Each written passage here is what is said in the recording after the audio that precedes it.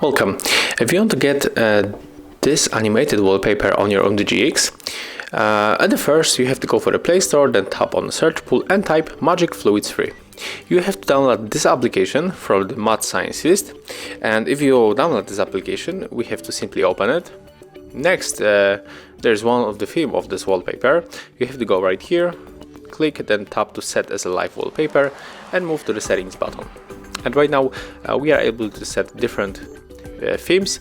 This one that you saw a few moments ago, it was this one, the gleeful glimmers, but I'll show you different. This one, the smoke, then we can just go back. It will be looks like that. Click set as a wallpaper, and right now when we go back, you can see that our wallpaper has changed. So basically that's how it looks. Thank you guys for watching. Leave thumbs ups, comments and subscribe to our channel. See ya!